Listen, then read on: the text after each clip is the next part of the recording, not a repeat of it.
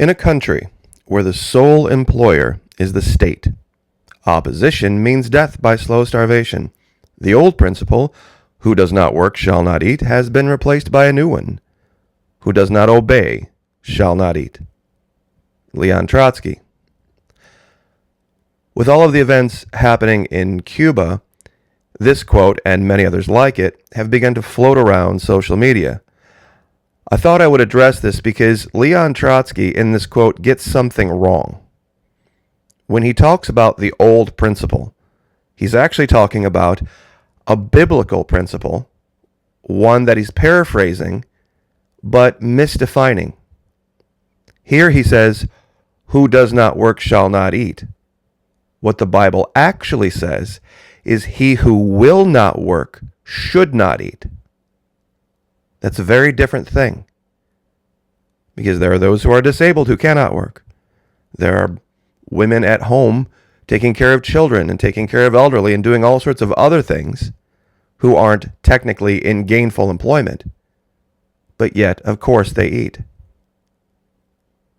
Now, he gets the part about when you bend the knee to a heavy-handed overseeing federal government. Very true. He who does not obey shall not eat. And this proves the point that I was trying to make years ago when I was talking about Venezuela.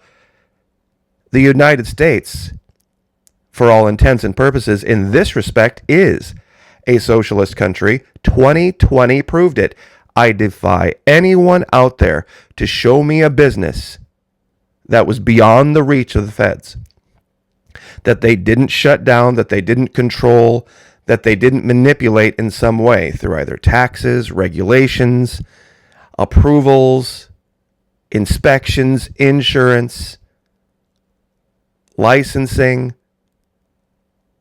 You see, they might not technically be the employer of record, but they control every aspect of employment and business in this country from top to bottom.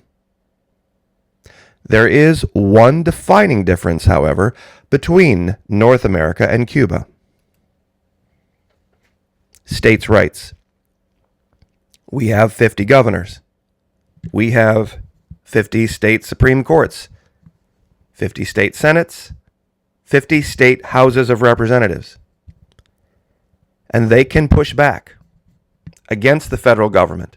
Some choose to not, but others, like Florida, have hit back and hit back hard. And now we are seeing the difference between Florida and Michigan, between Texas and California. It matters. This is the last stand of liberty, states' rights. Your governor, your local decisions matter. Those of you who don't think so, here's an article from cruiselawnews.com. Why the state of Florida will lose its motion for a preliminary injunction against the CDC tomorrow. And what do we know happened? We won. We won in a big way. You can defeat the feds, but you have to fight back. But it requires states' rights. Now, here's the real story behind all of this. You see, there's no need to go into a state and be heavy-handed when you can just manipulate behind the scenes people's values and what they believe and what they don't believe and how much money they do and don't make. That's what really this has all been about. Some people come to me, Florida Maquis, why are they doing all of this? What is their ultimate goal? Well, it's simple, guys. I'm going to say it, and many of you are going to shake your heads and say it can't be that simple. It is that simple. These guys are Star Trek nerds. These guys are sci-fi nerds. They're trying to remake North America in some United Federation of Planets Star Trek world. I know you think that's crazy, but social media companies, all of them, are located in the central coast of California near San Francisco, are they not? This is artist's rendering of Starfleet Academy from Star Trek. In virtually every picture, they show the Golden Gate Bridge in the background. Google, Intel, Cisco, Apple, Twitter, Tesla, all of these places. All of these places, every single one of them, located in this region. Big Bang Theory. Wildly popular sitcom. Most popular sitcom in the last 15 years. Located where? Central Coast of California. This is just domesticated Star Trek. If you look at this closely, it is exactly that series. They use the same tactics. They use the same techniques. They have one or two hypersexualized females to distract the males, kick them over from their thinking brains into their emotional brains, so that they can start their subtle manipulation. And they did this. If you go back and clinically go through Star Trek The Next Generation, Picard, Deep Space Nine, Voyager, all of it, it is subtle, liberal manipulation. And that's what these guys are doing. They want to create this. It's kind of ironic because they talk about the United Federation of Planets. If they really had their way, there would be one giant commanding authority of all the planets. They don't even like states. These are the most anti-states' rights people you'll ever meet in your life. They hate the idea of groups of people governing themselves the way they see fit. This is the future world that they're trying to create, and the biggest impediment to it right now is states' rights and governors. And biblical values. This is what they are trying to get rid of. See, this is the future they think that they're going to create. This is the future they're actually creating.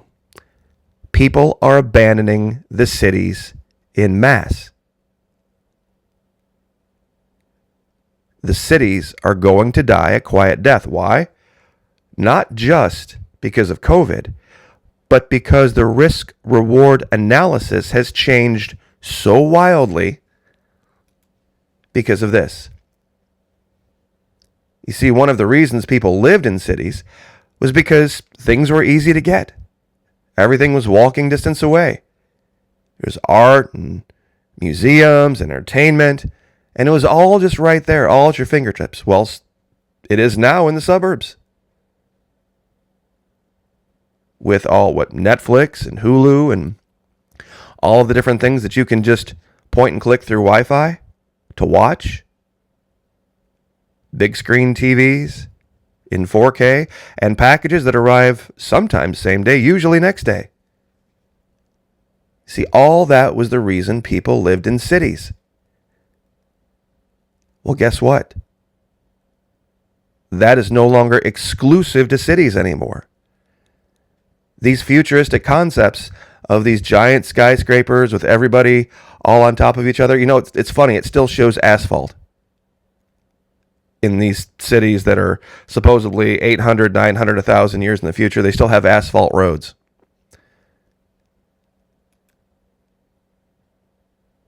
But now, with the advent of the 2020 sniffles, that was the final straw.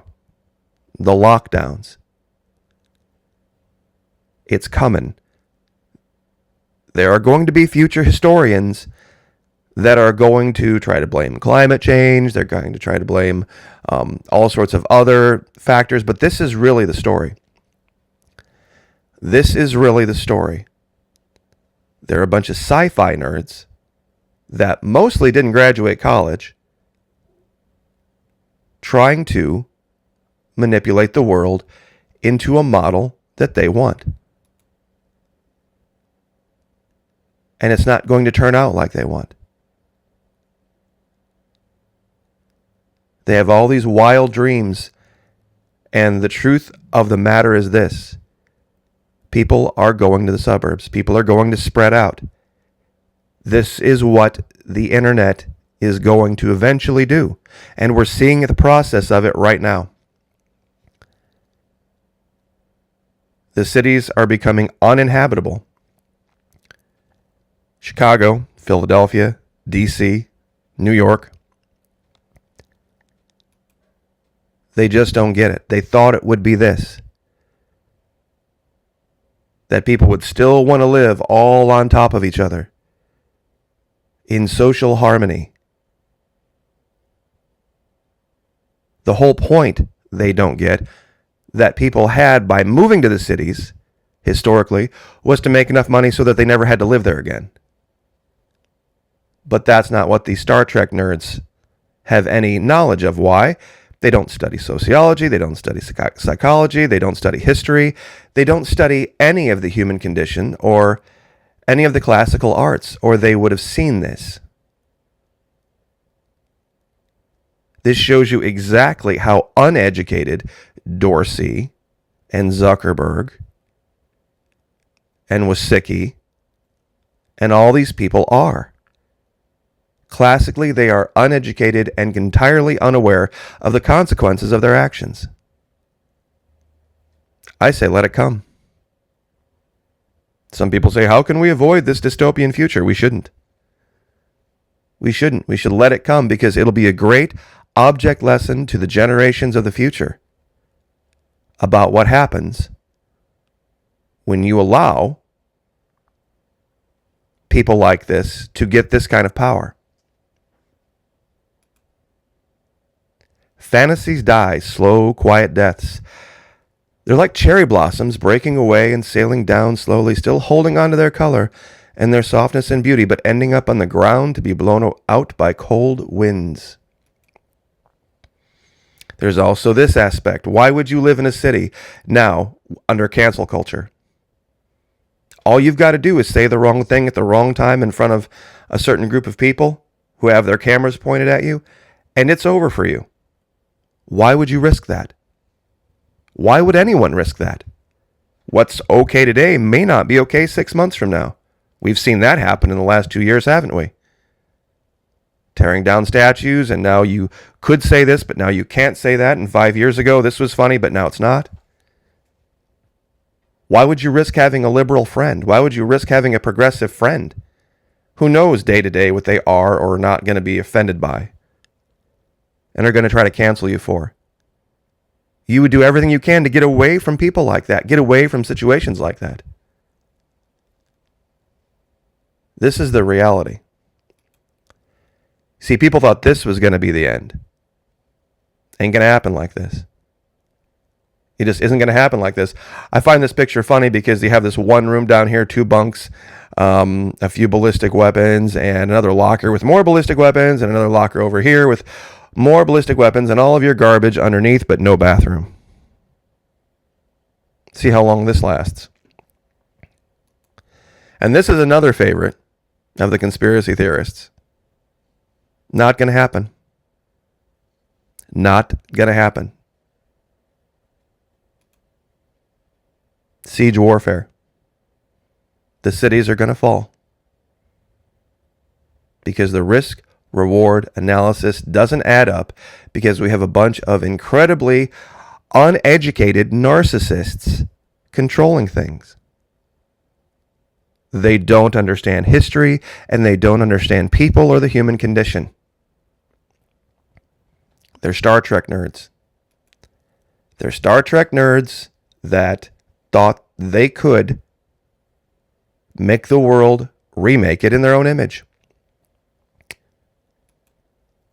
And they've tried multiple tactics to do it, but they're failing. The exact opposite is going to happen. They wanted this. They wanted this, but they're going to get this. God bless. Like, share, subscribe, and we will see you tonight on Twitch.